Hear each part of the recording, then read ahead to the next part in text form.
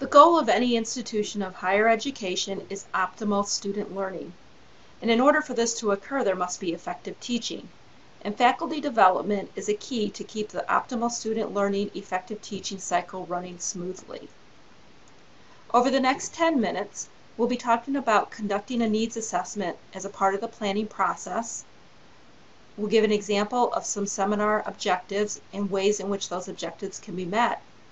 And I'll also touch on ongoing support and the role it plays in any faculty development program. In talking about developing an event such as a new faculty seminar, it's important to consider all stakeholders. And as you know, for BCC, that's a wide constituency. So when I talk about collecting information and gathering data, I'm referring to those beyond the walls of just Fall River BCC. A needs assessment should be conducted in a variety of formats. When conducting the needs assessment, we'll be gathering data, we'll be talking to folks, and we'll also be conducting surveys. Not only those within BCC, but we'll also contact other institutions and research best practices.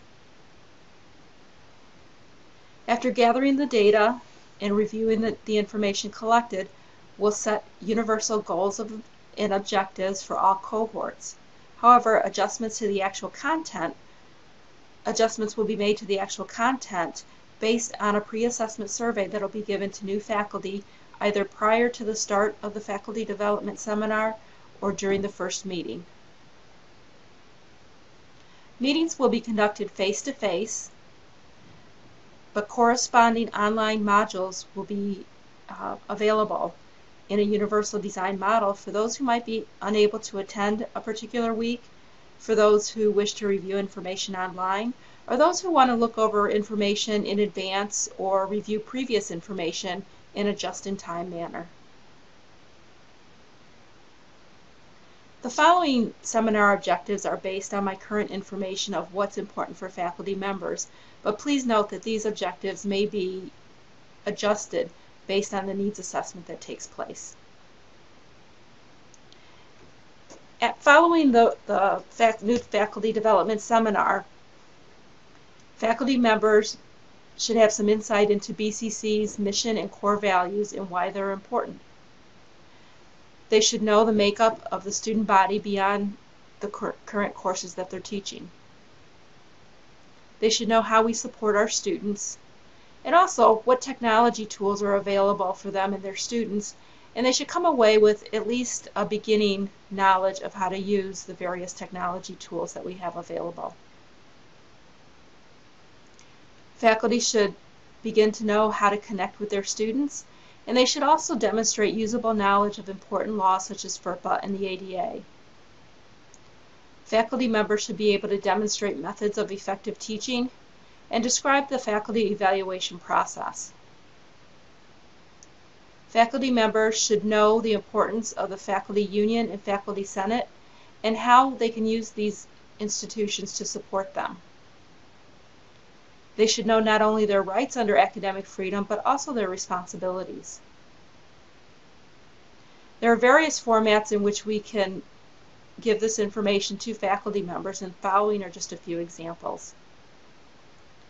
During the first week that we meet, for example, there may be an informal gathering such as an open house, so that faculty members can start to make connections and gain the trust that will be needed for them to effectively work together over the period of a semester. And as I mentioned previously, a pre-assessment will be given either prior to or at the first meeting. During the second meeting, we'll review together the pre-assessment so that faculty members have some input into how the remaining weeks will proceed. At the end of every meeting, there'll also be an inventory of immediate needs. And what I mean by that is that we'll check in with each faculty member to see if there's any issues of great importance that they should not leave without having an answer to. We may use guest speakers or interactive exercises to gain insight into BCC's mission and core values. There may be panel discussions so that faculty members can get to know the diversity that exists in the student body here at BCC. We have so many wonderful student services here on campus. I anticipate this section taking at least a couple of weeks. In addition to guest speakers, we may also use a speed dating type of format so that faculty members have an opportunity to speak with each and every service that's available. There'll be hands-on demonstrations so that faculty members have a chance to get to know the many technologies that we have to offer. And the hope is that by the end of the seminar, they'll have at least a working knowledge, or at least the beginnings of a working knowledge of each and every technology. We may use learning style and interest inventories so the faculty members can get to know their teaching and learning styles, and also the variety of learning styles that might exist in their classrooms.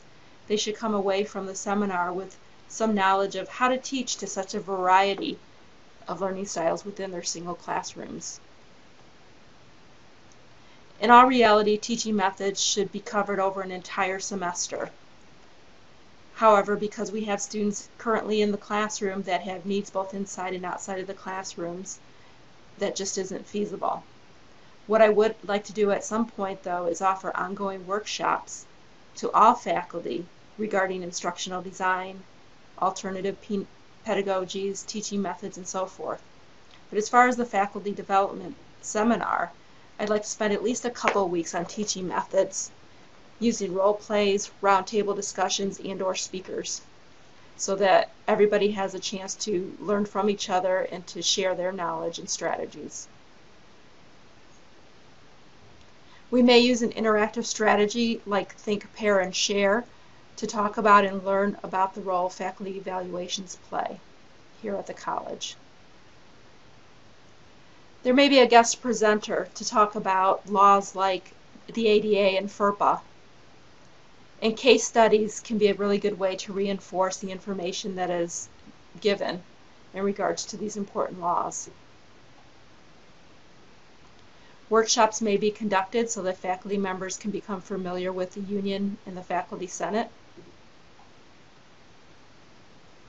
And the all-important but very complicated academic freedom will be discussed. And again, this is another area where case studies can be important in demonstrating and reinforcing the knowledge that's gained during this presentation.